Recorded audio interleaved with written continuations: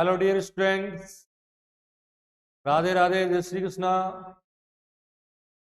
देखिए, जो हमारी लास्ट क्लास थी उसमें हमने अविष्टि अपवर्जन सिद्धांत पे कुछ क्वेश्चंस किए थे और मैंने आपको बताया था कि उस सिद्धांत की क्या जरूरत पड़ी, उस सिद्धांत की जरूरत क्यों पड़ी और किस तरह के क्वेश्चन वहां से पूछे जाते हैं कि हमने वहां से डिस्कस किए थे।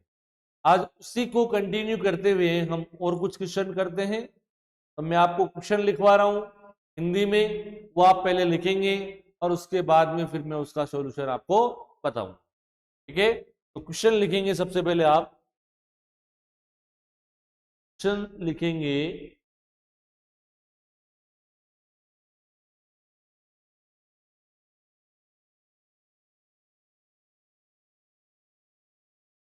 देखिए, देखो, 90 विद्यार्थियों के एक समूह में 90 विद्यार्थियों के एक समूह में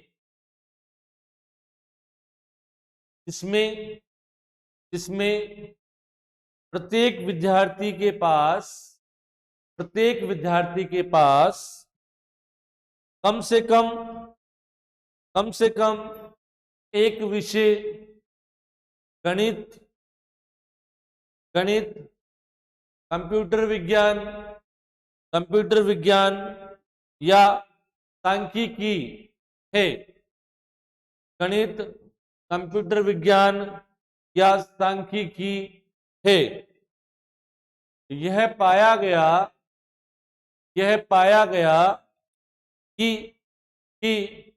40 विद्यार्थियों के पास गणित विषय 40 विद्यार्थियों के पास गणित विषय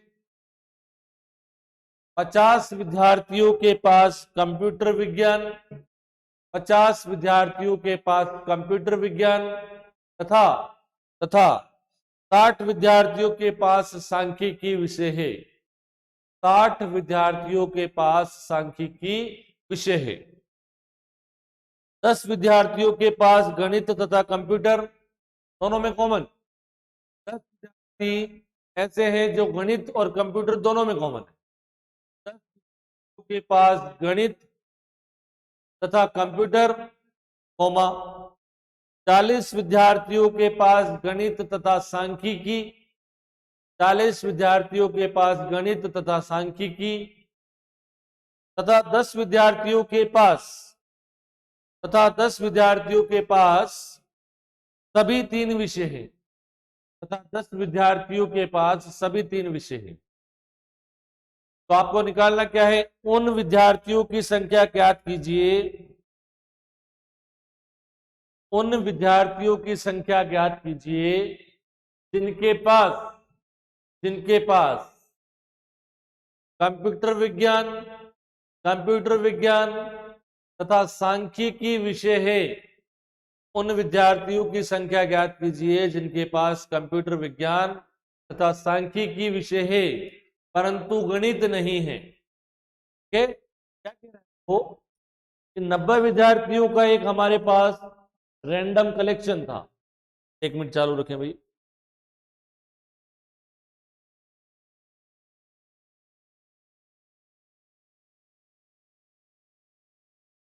नब्बे विद्यार्थियों का हमारे पास एक कलेक्शन था। उसमें ये कह रहा है कि प्रत्येक विद्यार्थी, इस 90 में से हर एक विद्यार्थी कम से कम एक विषय गणित, कंप्यूटर विज्ञान और सांख्यिकी में से कम एक विषय जरूर पढ़ता है। मतलब मैं कहूं कि गणित पढ़ने वाले विद्यार्थियों का समुच्चय कैपिटल एम है। सांख्यिकी पढ़ने वाले विद्यार्थियों का समुच्चय स्टैटिक्स से अपन डिनोट कर देते हैं एस से, और कंप्यूटर साइंस पढ़ने वाले विद्यार्थियों का समुच्चय सी से डिनोट कर दूं तो मैं इन तीनों सेट्स के यूनियन की बात करूं, इस क्षेत्र में अगर कोई भी एलिमेंट है या कोई भी विद्यार्थी है कहीं भी है तो वो कम से कम एक विषय जरूर पढ़ रहा है। मतलब क्या कि आपको इन तीनों समुच्चयों के यूनियन का मोड दिया हुआ है। इन तीनों समुच्चयों के यूनियन का मोड या इन तीनों समुच्चय के यूनियन में विद्यार्थियों की संख्या दी हुई है, वो कितनी है? 90। वो कितनी है बेटा? 90 है, 90 है। ठीक है, तो मैं ये मानता हूं, माना गणित, कंप्यूटर विज्ञान, कंप्यूटर विज्ञान विज्ञान तथा सांख्यिकी, सांख्यिकी पढ़ने वाले पढ़ने वाले वाले विद्यार्थियों विद्यार्थियों विद्यार्थियों के समुच्चय के समुच्चय समुच्चय क्रम से कैपिटल एम, कैपिटल सी तथा एस है। तो आपको क्या दिया है बेटा? आपको दिया हुआ है mod of M union C union S दे रखा है आपको 90 विद्यार्थियों का सर्वे करना है। आगे देखो, आगे क्या कह रहा हो कि कितने विद्यार्थियों के पास मैथ्स है। गणित पढ़ने वाले विद्यार्थियों की संख्या 40 दे रखी है, शायद कितनी दे रखी है? 40 दे रखी है गणित करने वाले। कंप्यूटर पढ़ने वाले 50 और स्टैटिस्टिक्स पढ़ने वाले कितने हैं? 60। तो मैथ पढ़ने वाले विद्यार्थियों की संख्या मतलब मोड एम, कंप्यूटर पढ़ने वाले मोड सी और स्टैटिस्टिक्स पढ़ने वाले हो गए 60।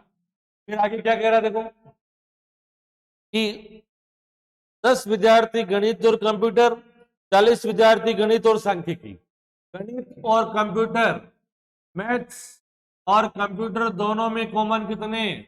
10। और 40 विद्यार्थी ऐसे हैं जो जो गणित और स्टैटिस्टिक्स में कॉमन है, मैथ्स और सांख्यिकी में कॉमन है, वो 40 विद्यार्थी है। और 10 विद्यार्थी ऐसे हैं 10 विद्यार्थी ऐसे हैं जो तीनों विषय पढ़ते हैं तथा तीनों विषय पढ़ते हैं एम इंटरसेक्शन सी इंटरसेक्शन क्या है? एस बराबर 10। अब आपको क्या निकालना है बेटा? उन सभी विद्यार्थियों की संख्या ज्ञात करनी है जो कंप्यूटर साइंस और सांख्यिकी पढ़ते हैं लेकिन गणित नहीं पढ़ते। देखो, कंप्यूटर साइंस और सांख्यिकी दोनों में कॉमन, ये कंप्यूटर है, ये स्टैटिस्टिक्स है, दोनों में कॉमन वाला पार्ट कौन सा है? ये दोनों में कॉमन पार्ट कौन सा हो गया? ये वाला डार्क जो मैं कर रहा हूं, ठीक है। लेकिन इसमें से मैथ्स वाला पार्ट हटाना है, मतलब मेरे पास केवल कितना रह गया? ये वाला part.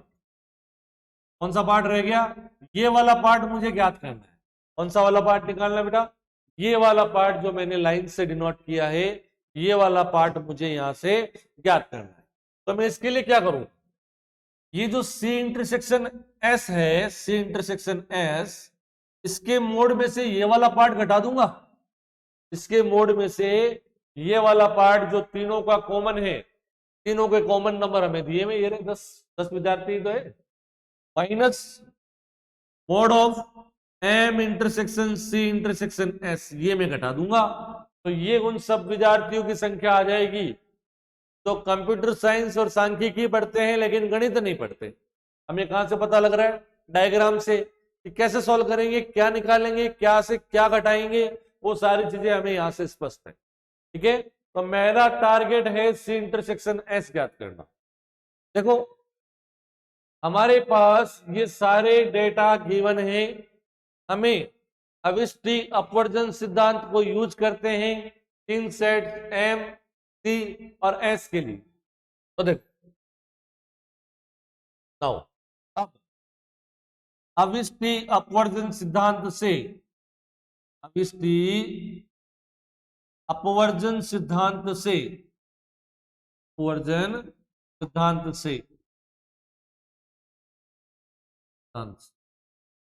by the principle of inclusion exclusion, mod of M union C union S बराबर, इन सेट का यूनियन का मोड क्या होता है? एक एक का मोड आएगा पहले, एम का मोड, सी का मोड, एस का मोड, फिर दो दो के इंटरसेक्शन का मोड आएगा, एम और सी का इंटरसेक्शन, एम और सी का इंटरसेक्शन, एम और एस का इंटरसेक्शन, और सी और एस का इंटरसेक्शन, और फिर प्लस में आएगा तीनों का intersection, M intersection S intersection C. ठीक है, वैल्यू पुट कर दें। इसकी वैल्यू हमें दे रखी है 90, ये कितनी दे रखी है 90।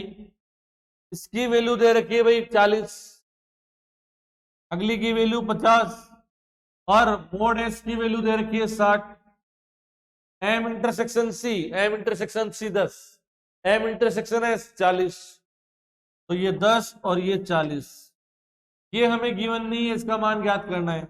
माइनस सी इंटरसेक्शन एस, और ये प्लस तीनों के इंटरसेक्शन का मान दे रखा है 10।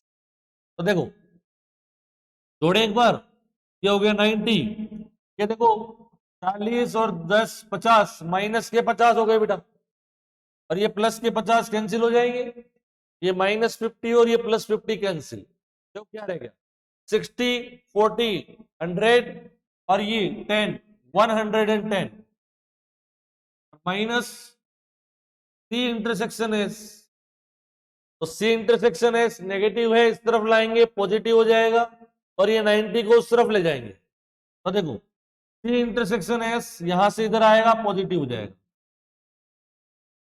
बराबर 110 110, माइनस ये 90 इस तरफ से इस तरफ आएगा बेटा, तो कितना हो जाएगा नेगेटिव, कितना आ गया 20, 20 किसका मान आया, सी इंटरसेक्शन एस का मान आया, सी इंटरसेक्शन एस मतलब ये टोटल पार्ट ये सी इंटरसेक्शन एस, इसमें से ये वाला पार्ट घटाएंगे, तब उन विद्यार्थियों की संख्या आएगी जो सांख्यिकी और कंप्यूटर विज्ञान पढ़ते हैं परंतु गणित नहीं पढ़ते। आई बात समझ में, यहां तक लिख लेंगे सभी, यहां तक सभी लिख लेंगे।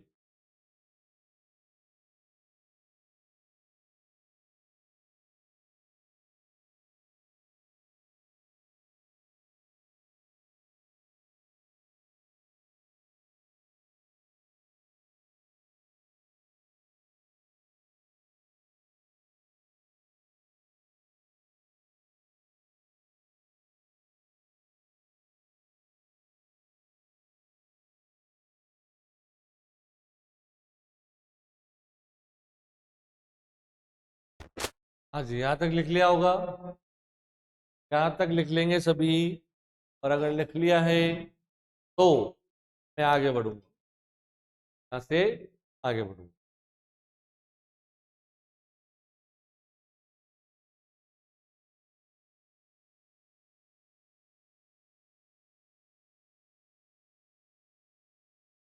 बता रहा हूं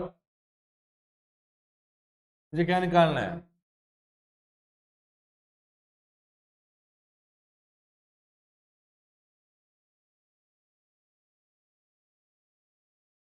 क्या लिखेंगे बेटा हम यहां से, अतः अतः उन विद्यार्थियों की संख्या, उन विद्यार्थियों की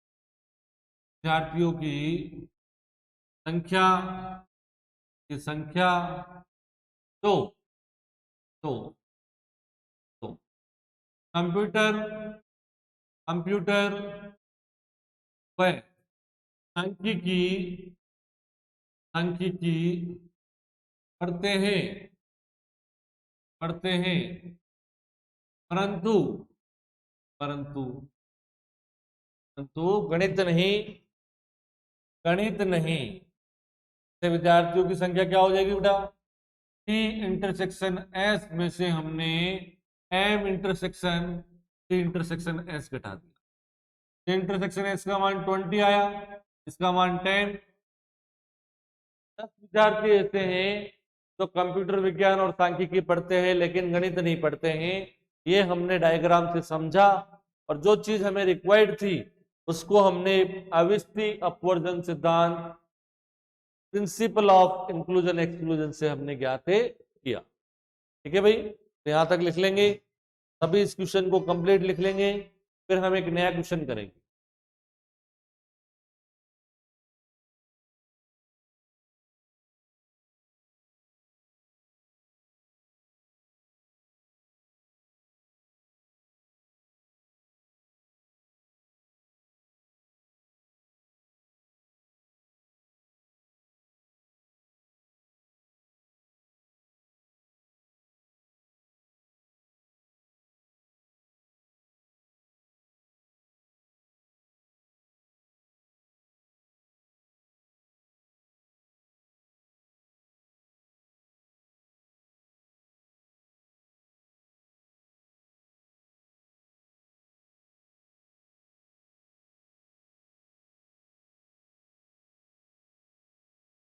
हाँ जी, यहां तक लिख लिया। तो आगे बढ़ते हैं, आगे बढ़ते हैं हम और देखते हैं नए क्वेश्चन की तरफ। तो पहले हमें समझना है कि हमसे क्या पूछा गया, और उसके बाद ही आगे बढ़ेंगे। उसके बाद ही हम की तरफ बढ़ेंगे कि हमें क्या कैलकुलेशन करनी है, क्या कैलकुलेशन करनी है। ठीक है, बात यहां तक। नेक्स्ट क्वेश्चन लिखो, नेक्स्ट क्वेश्चन लिखो कि एक से 200 के मध्य, 1 से 200 के मध्य, 1 से 200 के मध्य उन सभी उन सभी पूर्णांकों की उन सभी पूर्णांकों की संख्या ज्ञात कीजिए, संख्या ज्ञात कीजिए जो जो दो जो 2,3 तथा 5, जो 2,3 तथा 5 में से किसी भी संख्या से विभाजित नहीं होते। 2, 3 तथा 5 में से किसी भी संख्या से विभाजित नहीं होते। देखना क्या कह रहा है, से 200 के मध्य आपको ऐसी संख्याएं ज्ञात करनी है, ऐसे पूर्णांक ज्ञात करने हैं तो न तो 2 से विभाजित हो, न 3 से विभाजित हो, और न ही इससे विभाजित हो, 5 से विभाजित हो। ऐसे पूर्णांकों की संख्या ज्ञात करनी है तो इन तीनों से ही विभाजित नहीं होता। अब मेरी बात सुनेंगे, मैं कहता हूं कि 1 से 200 के मध्य उन पूर्णांकों का समुच्चय जो केवल 2 से जो 2 से विभाजित होते हैं, जो 2 से विभाजित होते हैं, 2 के साथ 3 से भी हो सकता है, 5 से भी हो सकता है, मतलब 2 से तो होना ही होना चाहिए। जो 2 से विभाजित होते हैं उनका सेट मान दिया मैंने ए, जो 3 से विभाजित होते हैं उनको बी, और जो 5 से विभाजित होते हैं उनको मैंने किस में डाल दिया बेटा, सी। ठीक है, तो मैं यहां पर डायग्राम बनाऊं, ए, ये बी, और ये सेट हो गया मेरा सी। अगर मैं इनकी यूनियन की बात करूं बेटा, तो इनके यूनियन में अगर कोई संख्या आ रही है तो वो कम से कम 2, 3 और 5 में से कम एक संख्या से जरूर विभाजित है। आप कह दो सर मेरी संख्या यहां है बेटा, तो वो सेट ए में है, और सेट ए में है तो कम से कम 2 से विभाजित तो है। आप कह दिए सर मेरी संख्या तो यहां है तो वो संख्या 3 से भी विभाजित है और संख्या वो 5 से भी विभाजित। मतलब इसके यूनियन में अगर आपकी संख्या लिखी हुई है तो वो 2, 3 और 5 में से किसी न किसी पूर्णांक से विभाजित जरूर होगी। हमें टोटल कितनी दे रखी है, 200। मतलब हमारा जो यूनिवर्सल सेट है, हमारा जो यूनिवर्सल सेट है उसमें टोटल नंबर कितने दे रखे हैं, 200। तो मुझे क्या निकालना है, मुझे उन पूर्णांकों की संख्या ज्ञात करनी है जो इन तीनों से ही डिवाइड नहीं होता। अगर सर इस डॉटेड रीजन में है, इस हमारे छायांकित क्षेत्र में है अगर कोई संख्या, तो वो इन तीनों में से किसी न किसी नंबर से विभाजित होगी। अगर इन तीनों से विभाजित नहीं है, वो संख्या इस क्षेत्र से बाहर ही होगी, मतलब ये वाले क्षेत्र में। समझ में आ रही बात? तो मैं उन संख्याओं को ज्ञात करने के लिए क्या करूंगा, उन संख्याओं को ज्ञात करने के लिए पहले मैं इन तीनों सेट्स का यूनियन निकालूंगा, और जो संख्या आएगी उसको 200 में से घटा दूंगा, तो कौन सा हो जाएगा, ये बाहर वाला पार्ट हो गया। समझे?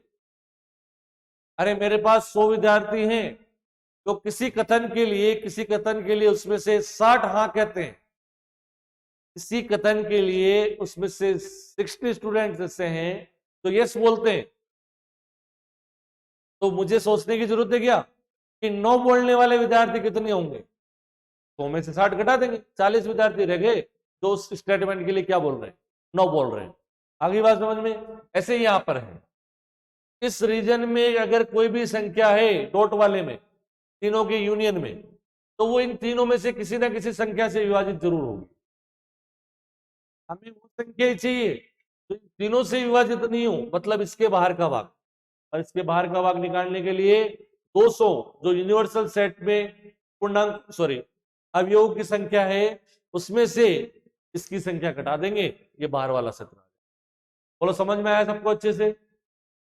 स्ट्रेटेजी समझ में आनी चाहिए कि हमें क्वेश्चन करना कैसे, बाकी करने में तो 2 मिनट का काम है, कर देंगे। ठीक है, देखो तो मैं लिख रहा हूं बेटा, मैं लिख रहा हूं, आंसर लिखेंगे। आंसर लिखो सॉल्यूशन करके, मैं बोल रहा हूं जैसे लिखेंगे। माना माना capital A, capital A, capital B तथा कैपिटल सी उन उन उन पूर्णांकों के समुच्चय हैं capital A comma capital B तथा कैपिटल सी, उन पूर्णांकों के समुच्चय हैं जो क्रम से 2, 3 व 5 से विभाजित होते हैं। 2, 2, 3 व 5 से विभाजित होते हैं, विभाजित होते मतलब 2 से विभाजित होने वाली जितनी भी संख्याएं हैं उनका समुच्चय बना दिया मैंने ए। जैसे अपन कहते हैं 2, 4, 6, 8, 10। अब जैसे 10 है वो 10 5 से भी हो रहा है, लेकिन 2 से तो हो ही रहा है। अपन ने ये थोड़ी ना कहा है कि ए में केवल 2 से विभाजित होने वाली आएगी। हमने कहा है कि 2 से विभाजित होनी चाहिए, चाहे वो और किसी से भी हो, लेकिन 2 से तो जरूर होनी चाहिए। ऐसे पूर्णांकों का समुच्चय बना दिया मैंने ए। दूसरे बी बनाया मैंने 3 से विभाजित होने वाले पूर्णांकों का समुच्चय। ऐसे ही सी बनाया मैंने 5 से विभाजित होने वाले पूर्णांकों का समुच्चय। क्लियर बात? तो मोड ए का मान क्या हो? मोड ए मतलब 1 से 200 तक 2 से विभाजित होने वाली संख्या है। कैसे आएगी?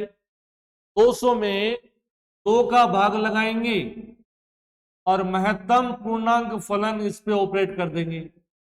फलन के बारे में सोच कभी पढ़ा है?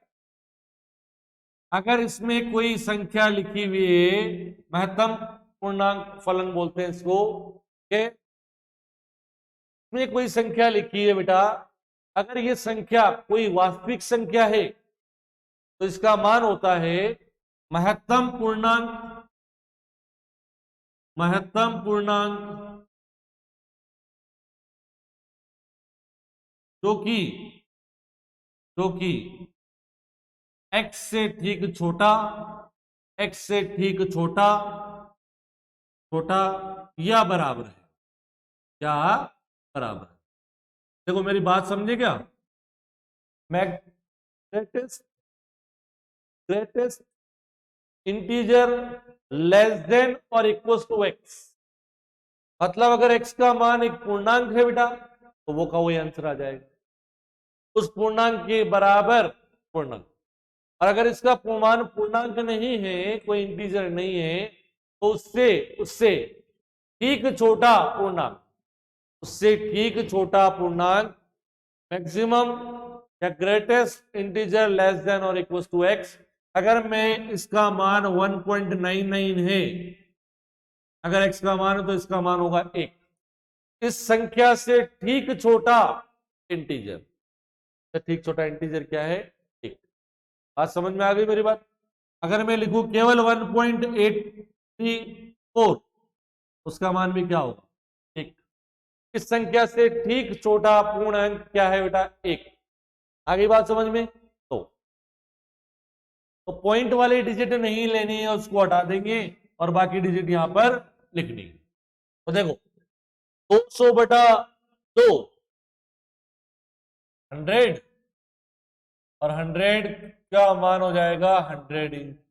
मोड बी 1 से 200 तक उन सभी पूर्णांकों की संख्या जो 3 से विभाजित, 3 से विभाजित होने वाले क्या हो जाएंगे? ग्रेटेस्ट इंटीजर फंक्शन 200/3 भाग लगाएंगे तो क्या आएगा? 6 फिर 2 बच गया 6, फिर 2 रह गए 6 6 7, ऐसे ही चलता रहेगा। तो अपन क्या कर देते हैं इसको, इसकी वैल्यू क्या रहेगी बेटा, क्या रहेगी 66। ऐसे ही सी 5 से विभाजित होने वाले कितना हो गया, 40 हो गया। आई बात यहां तक समझ में? चलिए सर आगे बढ़ते हैं। सही है बेटा, चलो आगे बढ़ो। ओ मोड ए इंटरसेक्शन बी निकाल रहा हूं, मतलब उन पूर्णांकों की संख्या जो 2 और 3 दोनों से विभाजित होने चाहिए। इंटरसेक्शन मतलब कि 2 से विभाजित होने वाले और 3 से विभाजित होने वाले पूर्णांकों का कॉमन मान। ऐसे पूर्णांक जो 2 से विभाजित होने चाहिए और 3 से विभाजित होने चाहिए। तो 2 और 3 से विभाजित होने वाले पूर्णांक उनके लघुत्तम से भी विभाजित होंगे, मतलब 6 से। तो 6 से विभाजित होंगे 200/6, 6 18 बचे 2, फिर वापस 6 18 प्लस 3 ऐसा कुछ लिखोगे तो इसका आंसर आ गया 33। ए इंटरसेक्शन सी उन सभी पूर्णांकों की संख्या जो 2 और 5 दोनों से विभाजित होते हैं, मतलब उनके लघुत्तम से 2 और 5 का लघुत्तम हो गया 10। तो 10 से विभाजित होने वाले कितने हो गए यहां पर 20। ऐसे ही बी इंटरसेक्शन सी उन पूर्णांकों की संख्या जो 3 और 5 दोनों से विभाजित होते हैं, बी में 3 वाले हैं और सी में 5 वाले हैं।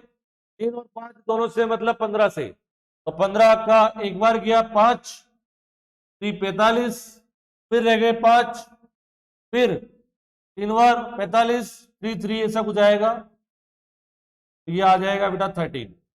और लास्ट तीनों से विभाजित होने वाले, तीनों से विभाजित होने वाले हो जाएगा A intersection B intersection C. ऐसे पूर्णांकों की संख्या तो 2 3 और 5 तीनों से विभाजित होने कंपलसरी है, मतलब उनके लघुत्तम से। 200 बटा 2 गुणा 3 गुणा 5 कितना हो गया 30। तो 20/3, 20/3 कितना हो जाएगा 18 पॉइंट, फिर 6 7 आएगा तो 6 आ गया आंसर। क्या आ गया 6। आई बात यहां तक समझ में? अब मैं निकाल रहा हूं ए बी और सी का यूनियन, मतलब क्या कि उन सभी पूर्णांकों का समुच्चय तो कम से कम 2 3 5 में से किसी संख्या से, एक संख्या से जरूर विभाजित होते हैं। तो 2 3 5 में से कम एक संख्या से विभाजित जरूर होते हैं उन पूर्णांकों का समुच्चय और उसका मोड मतलब उनकी संख्या। अतः उन पूर्णांकों की संख्या, उन पूर्णांकों की संख्या दो 2,3 व 5 में से कम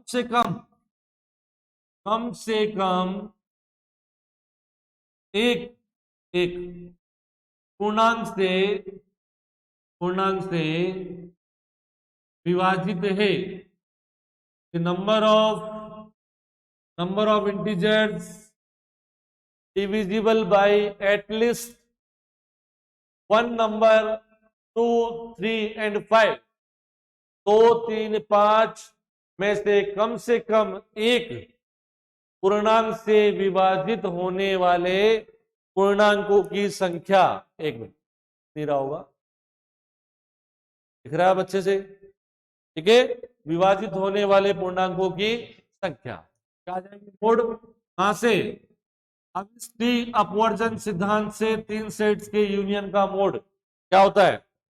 एक का मोड प्लस दूसरे का मोड प्लस तीसरे का मोड, फिर नेगेटिव में दो सेट्स के इंटरसेक्शन आएंगे। ए और बी का इंटरसेक्शन, ए और सी का इंटरसेक्शन, और माइनस बी और सी का इंटरसेक्शन। फिर तीनों का इंटरसेक्शन पॉजिटिव है, मान रख दो भाई यहाँ पे। ए का मोड है 100, बी का मोड है 66, सी का मोड है 40, minus A intersection B 33, minus 20, minus 13 और प्लस 6। देखो प्लस की संख्या एक जगह जोड़ लो और माइनस की संख्या एक जगह जोड़ लेते हैं। 66 में 6 जोड़ा मैंने 72, 72 और 40 112, 112 और 100 212, ये तो हो गई पॉजिटिव। नेगेटिव जोड़ते हैं, 20 और 33 और 13 43, 43 और 20 66, 212 में से 66 गए बेटा, तो 12 तो यहां से घटा दो, कितने रह गए 54, और 200 में से 54 जाएंगे तो 146, 146, ठीक है।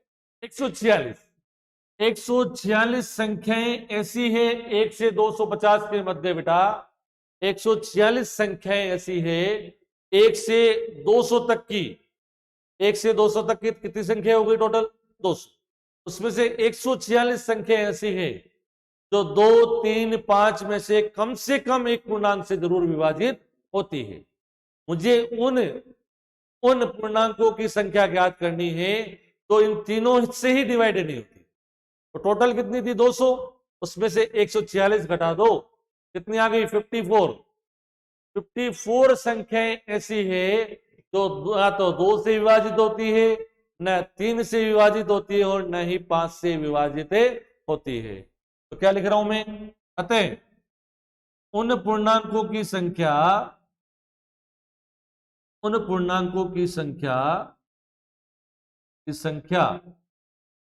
दो 2,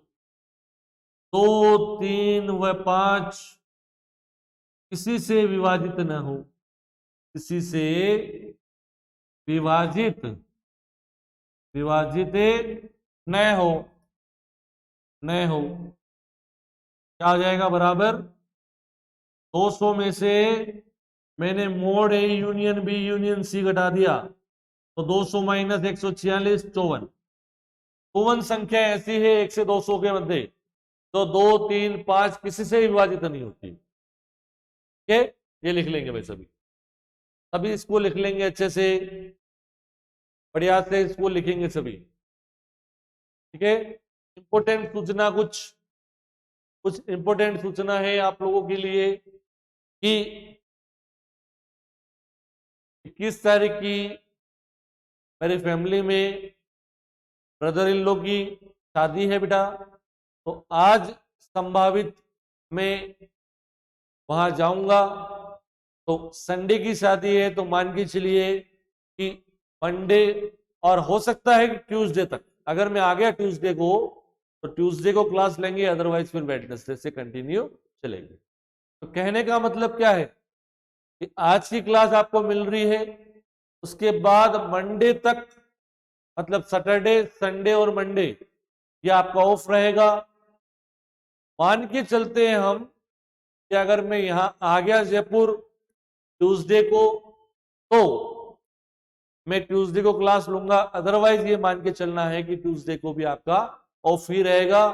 वेडनेसडे को, बुधवार को जो तारीख होगी मेरी 24 शायद, ठीक है 24 नवंबर को वेडनेसडे को आपकी क्लास कंफर्म होगी निश्चित तौर पर। ठीक है, तो इसको लिख लेंगे सभी, और इसको लिखने के बाद में आज इतना ही करेंगे, नेक्स्ट क्लास में अपन और चर्चा करेंगे। ठीक है, सबके समझ में आ गया होगा आशा करता हूं।